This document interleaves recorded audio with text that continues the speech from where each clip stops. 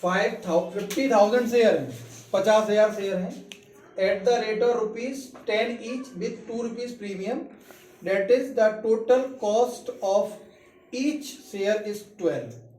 एक शेयर की कॉस्ट कितनी हो गई?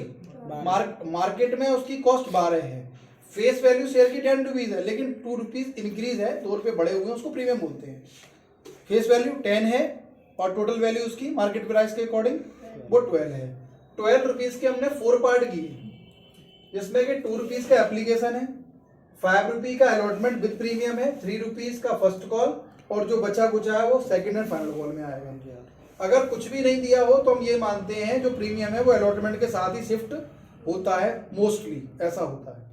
ठीक है, तो पूरा क्वेश्चन तो लिखा होगा in the books of HMT company limited such and such लिखा होगा। अगर आप ये इस तरह का स्ट्रक्चर बना लेते हैं तो आपके लिए बार बार क्वेश्चन पढ़ना जरूरी नहीं होगा। आपको सारा पूरा क्वेश्चन इसी डिटेल में, आपको बार बार क्वेश्चन नहीं पढ़ना है, इसी से आपको सॉल्व कर सकते हैं। कुछ पॉइंट थे इस क्वेश्चन में। Point number 1, mister Ram Kumar has 200 share not paid allotment and calls. Ram Kumar ने ना तो अलॉटमेंट दिया ना ही सेकंड फर्स्ट और फाइनल कॉल दिया। Mister Satish has 300 share not paid both calls, जो कॉल्स नहीं दे रहा है। ये पूरा क्वेश्चन है आपका। ये क्वेश्चन अगर बुक में देखेंगे तो लगभग 4 या 5 लाइन्स का होगा, उसको शॉर्ट में लिख लिया है। ठीक है, अब कैसे करते हैं? कंपनी को सबसे पहले लोग पैसे देते हैं। कंपनी के पास पहले क्या आता है? अमाउंट आता है, और कंपनी का कोई भी ट्रांजैक्शन कैश नहीं होता। कंपनी के सारे ट्रांजैक्शन बैंक के थ्रू ही होते हैं। नंबर 1 का अमाउंट होता है कंपनी के पास। ठीक है, तो कंपनी को पैसे मिल रहे हैं, तो 50,000 शेयर है, इक्विटी शेयर है, ये ₹2 का आपका एप्लीकेशन है। तो जब कंपनी के पास पैसे आएंगे, बैंक के थ्रू आएंगे, तो बैंक में पैसा कंपनी में आ रहा है, तो bank account debit to share application account. Application में 1 लाख कैसे आया? 50,000 मल्टीप्लाइड बाई 2, 1 लाख हो गया। Narration application money received on 50,000 share at the rate of ₹2 each, 1 lakh हो गया। पैसे आपके कंपनी के पास आ गए। कंपनी ने उस पैसे को ट्रांसफर किया कहां पर? कैपिटल में, क्योंकि हम शेयर जब पढ़ रहे हैं तो शेयर से मिलने वाला पैसा कैपिटल ही होता है। जो पर्सन है वो अपनी तरफ से पैसा नहीं लगा रहा, वो मार्केट से पैसे को उठा रहा है। तो share application account debit to share capital, ये आपको अमाउंट ट्रांसफर हो गया। आपका जो आपको मिला था वो आपने कहां ट्रांसफर कर लिया? कैपिटल में। अब इतना करने के बाद कंपनी को, आप जो शेयर होल्डर है उनका नेम, एड्रेस, सब कुछ पता है। तो कंपनी आफ्टर 2 मंथ इसमें क्या करेगी? शेयर अलॉटमेंट करेगी। तो अलॉटमेंट के लिए लोगों से पैसा मांगेगी फ्यूचर आगे के लिए, क्योंकि कंपनी केवल कितना मांगी है अभी? ₹2 मांगी, ₹12 मांगने हैं, टोटल अभी ₹10 रह गए। तो स्टेप बाय स्टेप 1 महीने में पूरा अमाउंट उसको कवर कर लेना है। तो share allotment account debit to share capital to security premium. इस बात का हमेशा ध्यान रखना, अगर प्रीमियम कहीं भी है तो प्रीमियम हमेशा कैपिटल के साथ चलता है। प्रीमियम हमेशा कैपिटल के साथ चलता है। तो टू सिक्योरिटी प्रीमियम, तो आपका अमाउंट कितना था? 50,000 शेयर है, ₹5 के अकॉर्डिंग 2,50,000 हो जाएगा, जिसमें कि ₹3 आपका कैपिटल का है और ₹2 प्रीमियम का है। तो 50,000 मल्टीप्लाइड बाई 3 करेंगे तो कैपिटल में 1,50,000, और 50,000 मल्टीप्लाइड बाई 2 करेंगे तो ₹1,00,000 आपका प्रीमियम हो गया। टोटल अमाउंट इतना मिलना चाहिए, 2,50,000 मिलना चाहिए। ठीक है, लेकिन मिस्टर राम कुमार के पास 200 शेयर है, ये अलॉटमेंट नहीं दे रहे हैं। तो 200 मल्टीप्लाइड बाई 5 करेंगे, ₹1,000 आएगा। तो आपको ये 2,50,000 नहीं मिलेगा, आपको ₹1,000 कम मिलेगा, लेस। तो जब आपको अमाउंट मिलेगा बैंक के थ्रू, तो bank account debit to share allotment. जब भी कुछ मिलता है, अलॉटमेंट मिले, चाहे फर्स्ट कॉल मिले, चाहे सेकंड फाइनल कॉल मिले, मिलेगी बैंक के थ्रू। जितने पूरे क्वेश्चन में आपके में बैंक हमेशा डेबिट हो रहा होगा जब अमाउंट रिसीव हो रहा होगा। जब भी अमाउंट रिसीव होगा बैंक के थ्रू तो बैंक अकाउंट डेबिट होगा। Bank account debit to share allotment amount 2,49,000 क्यों आया? क्योंकि ₹1,000 हमने कट कर दिया।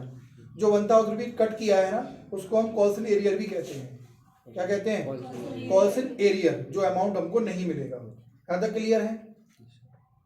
अब कंपनी को जो 200 शेयर ने पे अमाउंट नहीं दिया, लेकिन कंपनी अपना ड्यू पूरे से करेगी। कंपनी जो फर्स्ट कॉल ड्यू करेगी वो पूरे 50,000 multiplied by 3 share first call account debit to share capital 50,000 multiplied by 3 करेंगे 1,50,000 आ जाएगा। ड्यू हो गया amount. First call money due on 50,000 share at the rate of ₹3 each. अब जब आपको अमाउंट मिलेगा, रिसीव होगा, bank account debit to share first call money received excluding 500 share. अब 500 क्या हो गए? मिस्टर राम कुमार के 200 शेयर हैं और मिस्टर सतीश के 300 शेयर हैं। इन ऑल 500 शेयर हो गए। 500 शेयर अमाउंट नहीं देंगे कितने रुपए का? ₹3 का। तो 500 मल्टीप्लाइड बाई 3 करेंगे तो 1,500 आएगा। तो 1,50,000 में से लेस करेंगे 1,500 तो 1,48,500 अमाउंट आपको रिसीव हो जाएगा। ठीक है। फिर कंपनी आफ्टर, अगर डेट मेंशन नहीं थी क्वेश्चन में, अगर डेट होती तो डेट लिखते।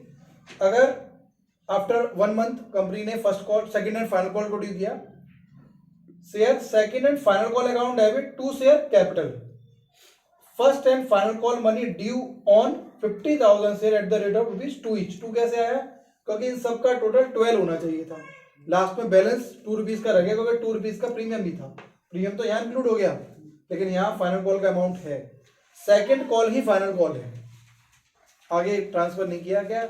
अगर यहीं पर अमाउंट पूरा 12 हो जाता तो फर्स्ट कॉल ही फाइनल बन जाता। तो share second and final call account debit to share capital. आप इक्विटी भी चार्ज कर सकते हैं, आगे इक्विटी लगा सकते हैं यहाँ पे। तो 1 लाख रुपीस ड्यू हो गया। अब लोग 1 मंथ के 1 मंथ में या 2 मंथ में जैसा भी कंपनी का डिसाइड किया हो, तो कंपनी को जब पैसे मिलेंगे तो 200 शेयर ये हैं, 300 शेयर ये हैं। ये कोई भी कॉल नहीं दे रहे हैं, ये तो कुछ नहीं दे रहे थे, ना तो अलॉटमेंट दिया, ना फर्स्ट कॉल दिया, ना सेकंड कॉल दिया। मिस्टर सतीश ये कॉल नहीं दे रहे, फर्स्ट कॉल और सेकंड कॉल। तो इन ऑल 500 शेयर ₹2 नहीं देंगे आपको, तो 1,000 हो जाएगा। आपने कितना कॉल किया था, कितना ड्यू किया था? 1 लाख रुपीज ड्यू किया था, उसमें से 1,000 आपको रिसीव नहीं होगा। 1 लाख रुपीज ड्यू किया था फाइनल कॉल में, उसमें से 1,000 रुपीज आपको नहीं मिलेगा। तो 99,000 रुपीज मिल जाएगा। Bank account debit to share second and final call account. Second and final call money received excluding, छोड़कर 500 शेयर को छोड़कर मिला है। क्लियर? पॉज करना, कट। सारी एंट्रीज में एक कनेक्शन होता है आपस में। देखो यहाँ फर्स्ट एंट्री है, फर्स्ट 2 एंट्रीज अगर इसको आप देखें तो आपको पहले पैसे मिलते हैं और फिर आप उसको ट्रांसफर कर देते हैं। ठीक है। उसके बाद एंट्री नंबर 3 से लेकर के एंट्री नंबर 8 तक एक सीक्वेंस है, एक कोऑर्डिनेशन चल रहा है कि पहले ड्यू किया फिर रिसीव होगा, ड्यू किया रिसीव होगा, ड्यू किया और रिसीव होगा। तो जब भी आप ड्यू करेंगे, जिसको भी ड्यू करेंगे, अलॉटमेंट ड्यू कर रहे हैं allotment debit, first call due कर रहे हैं तो first call debit, second call due कर रहे हैं तो सेकंड कॉल डेबिट। और ये डेबिट करके किसको चार्ज करते हैं? हम अपनी कैपिटल को इंक्रीज करते हैं।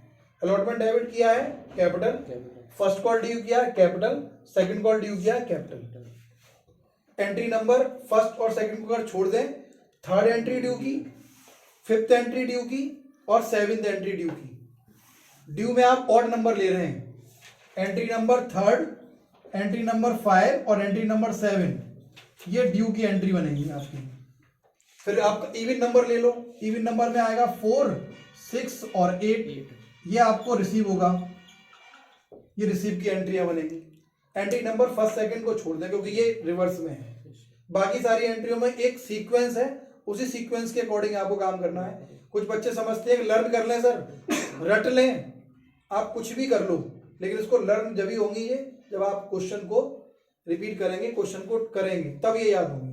जैसे छोटे बच्चों को 2 की टेबल याद रहती है ना, 2 1 जा 2 2 जब वो सुनाता चला जाता है, तो आपको जब ये एंट्री जब ही याद होंगी जब आप उसको कम से कम 20 क्वेश्चन आप कर लेंगे, तब एंट्री अपने आप आपको लर्न हो जाएगी। ओके।